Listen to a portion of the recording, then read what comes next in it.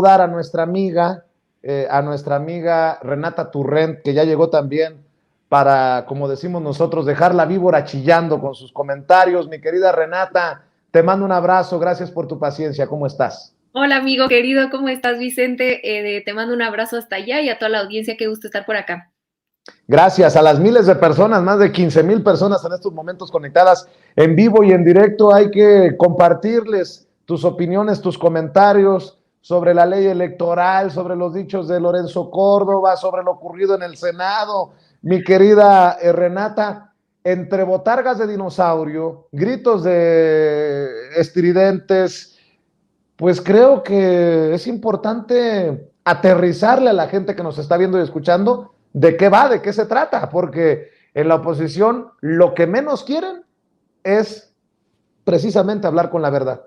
Totalmente, mi querido Vicente. Creo que lo que más, el mayor triunfo que ha tenido la oposición con respecto a esta reforma es justamente minar la conversación pública con mentiras, porque en realidad creo que hay cuestiones de la reforma que se podrían discutir. Yo debatía con un amigo mío que está en contra de varias cosas de la reforma sobre el servicio profesional de carrera, por ejemplo, ¿no? Y él me decía, sí, puede haber algunos problemas, entonces habría que estudiarse mejor, quizá hubiera sido mejor bajarle el sueldo, bajar el presupuesto, no terminar con eso, etcétera. Creo que habría cuestiones importantes que se podrían debatir, pero que la oposición ha hecho muy claro que no tiene ningún interés de debatir, sino llenar de mentiras. Y yo les voy a dar primero 3 mentiras que salen hoy en el periódico, que sacan textualmente de la jornada legislativa de ayer, y después les voy a platicar muy brevemente lo que sí dice en la reforma para que vean la diferencia tan radical de lo que dicen los senadores del PRIAN, del MACPRIAN, como dice Fabricio Mejía, y lo que en realidad dice la reforma, para que cada uno se haga su propia opinión al respecto. Entonces, por ejemplo, la senadora Claudia Ruiz Massieu del PRI dice, y cito, da ventajas indebidas al partido oficial. ¿Cómo es que da ventajas la reforma si no puede tocar absolutamente nada en cuanto a cómo se cuentan los votos, cómo se, ni siquiera vaya, cómo podría haberse cambiado la representación de los plurinominales, que a mí era parte de lo que más me gustaba de la reforma constitucional? Entonces, en realidad sacan este tipo de consignas que no se basan en ningún argumento sólido para asustar a la gente. Luego, por ejemplo, el senador del PAN, Rementería, dice, es indigno quienes avalan desaparecer las 300 juntas distritales. Esto es falso, por completo falso. De las 300 juntas distritales, lo que propone la ley es que se mantengan aquellas juntas distritales que tienen labores constantemente, pero las que no tienen labores constantemente se reduzcan, que en el tiempo no electoral estas no estén participando y que cuando haya periodos electorales entonces reaparezcan. Entonces en realidad es que baja a 240, ahorita les digo el número exacto, 300, déjenme se los busco, aquí tengo mi acordeón, 260 durante el periodo no electoral, pero cuando hay periodo electoral se regresan las 300 juntas distritales, ¿no? Entonces es falso lo que está diciendo el senador. Y por último, otro de las mentiras, antes de darles un breve resumen de lo que sí dice la ley, dice el panista José Alfredo Botello, lo que quiere hacer es quebrantar la autonomía del INE.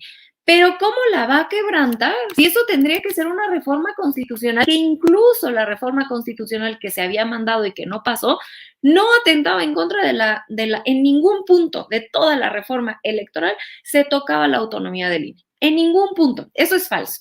Entonces, ahora sí, a mí me gustaría tomarme un muy breve momento para decir que lo que yo considero más importante de estas reformas legales, que dicho sea de paso es importante recordar que se pasan las reformas legales, simplemente necesitan la mitad más uno del Congreso de la Unión, ya pasó en diputados y ahora se va, ahora ayer en la noche pasó en senadores, ¿no? Y creo que hay 3 pilares importantes en esta reforma. La primera, que son mejoras al sistema electoral, en específico 3 cosas muy importantes. La primera es que se establecen límites a las acciones arbitrarias que ha tenido el INE y el Tribunal Electoral sobre interpretaciones ajenas a la ley, que limitan la libertad de expresión. Por ejemplo, esto que le están haciendo a la doctora Claudia Sheinbaum de que tiene que publicar estos dichos, etcétera, ¿no? O lo que le hicieron a la senadora Antares cuando este escándalo de la muñequita de Sololoy, que le hicieron replicar un mensaje que ella no escribió para, según, disculparse y reparar el daño, ¿no? Estas son cosas que atentan en contra de derechos constitucionales y que se busca con esta ley que simplemente el INE y el tribunal hagan el trabajo que les corresponde bajo la ley y que no estén excediendo estas capacidades. Lo segundo es que las sanciones sean proporcionales a las conductas. No me van a dejar mentir nuestra querida audiencia cuando el INE le quitó la candidatura al que iba a ser candidato para gobernador en Guerrero, Félix Salgado Macedonio, y al que quería ser candidato en Michoacán. Se las quita por un error de que les faltó mandar una u otra cosa al INE de una campaña de 20,000 pesos y les quitan las candidaturas. Esto es gravísimo y yo, tú lo sabes, mi querido Vicente, yo no defendía a Salgado Macedonio por otras cuestiones, creo que había ahí una cuestión que se debía hablar como partido, pero que el INE le haya quitado una candidatura, es un derecho constitucional de un ciudadano, votar y ser votado. Y que se le hayan quitado por un error de procedimiento me parece a mí un escándalo. Entonces, que sean proporcionales las sanciones a las conductas me parece que cualquier demócrata estaría de acuerdo. Y lo último es que se especifica la entrega de dávida, de bienes o servicios, es decir, todas estas tarjetas de Monex, todo lo que han hecho para robar elecciones, ¿no? Se especifica en la ley, esto está prohibido. Lo segundo es la ampliación de derechos, es el segundo pilar de estas leyes que se reforman, que es la ampliación de derechos, y esto permite que las personas residentes en el extranjero puedan votar con pasaporte o con matrícula consular. Aquí muchos de nuestros compañeros que nos ven de fuera de la ciudad, del país, saben, yo viví en Los Ángeles muchísimo tiempo, jamás pude votar desde allá. Es imposible votar desde lejos y tan es imposible que cada elección solamente votan aproximadamente 5,000 personas. Por favor, cuando hay millones allá, les están violando un derecho constitucional a los paisanos. Entonces, esta ley pretende que sea más sencillo mediante, si tú no tienes cine porque estás en el extranjero y no puedes venir a México, bueno, pues con tu pasaporte o con tu matrícula consular ya vas a poder votar.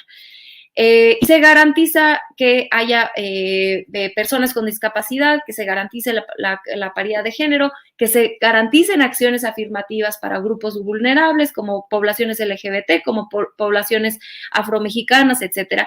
Y algo muy importante, que se garantice el voto a personas en prisión preventiva, porque la gente que está en prisión preventiva todavía no tiene una sentencia, por lo tanto no tiene constitucionalmente por qué perder sus derechos políticos. Entonces, esto y de esto ya hay un fallo del tribunal que obliga al INE que para el 24 tuviera suficientes pruebas piloto para que se garantizara la prisión preventiva, el voto en la prisión preventiva, pero que el INE no ha hecho nada, ¿no? Esto no lo digo yo, lo han hecho incluso organizaciones de la sociedad civil que no coinciden con Morena, han denunciado que el INE no ha hecho su trabajo en cuanto a la implementación de estos programas piloto para que las personas en prisión preventiva puedan votar. ¿Por qué no lo hacen? Porque las personas en prisión preventiva mayoritariamente votan por Morena. Entonces, esto, bueno, les garantiza este derecho, que es un derecho constitucional, ¿no? Porque no han sido sentenciadas. Entonces, esta ampliación de derechos es muy importante. Y por último, el tercer pilar que yo identifico es el tema de la austeridad. Hay dos fideicomisos, uno con 235 millones de pesos y otro con 40 millones de pesos, que se regresan al erario para que se pueda utilizar ese dinero en lo que sea necesario. En específico, probablemente se utilice para pagar las indemnizaciones de esta reducción de personal, porque es una burocracia gigante la del INE, y que parte de esta reforma busca eficientar bajando los sueldos y también reduciendo dobles funciones, ¿no? Por supuesto que los sueldos de los consejeros y los magistrados se respeten, que respeten el artículo 127 de la Constitución, porque están ganando más que el presidente, y esto lo dice la Constitución, y están violando la Constitución. Y por último, pues esto que yo ya les platicaba, que es una consolidación de ciertas estructuras que duplican trabajo, ¿no? Y el ejemplo más claro es que cuando pasó del IFE al INE, cuando se hizo la reforma, en teoría pretendía darle facultades al INE para organizar las elecciones en los estados. Y entonces, pero al mismo tiempo se mantuvieron los organismos locales, los organismos públicos locales, para este mismo propósito. Es decir, hay dos estructuras paralelas operando al mismo tiempo que le cuesta a los y las mexicanas. Entonces yo cierro preguntando, ¿por qué es tan grave esta reforma? Les digo, el único punto que a mí alguien serio que genuinamente quiere debatir es, no me gusta que quiten esta parte del servicio profesional de carrera porque es importante, porque es lo que ha creado una institución. Yo creo que es toda una discusión para un programa entero que me parece muy interesante, pero bueno, creo que puede ser una crítica válida o un punto válido a debatir. Todo lo demás, que es lo que viene en la ley, que yo les hago un pequeñísimo resumen aquí porque son 300 páginas, yo no entiendo cómo vulnera la autonomía del INE, no entiendo, son puras ampliaciones de derechos. Y en realidad es que esta reforma es para que se cumplan leyes que ya están o que se cumpla la Constitución. Entonces es una sarta de mentiras lo que están saliendo a decir los opositores para crear una narrativa sobre que Morena está cambiando las leyes para beneficiarse en el 2024 y así poder justificar otra pérdida electoral más. Mi querido Vicente, pero en realidad, como ustedes pueden ver en el resumen que les hago, no toca ninguna parte. Discúlpenme que me extendí, pero me emociona muchísimo el tema y me da muchísimo coraje que estén mintiendo los opositores de esta manera. Sigamos dando la batalla en redes sociales, querida Renata, y sigamos sin censura desmenuzando en el transcurso de los días y de las semanas esto que le duele tanto a la oposición y a esos privilegiados por la élite. ¿Por qué no cerramos precisamente invitando a la gente a tus espacios, a tus trincheras, a tus redes, querida Renata?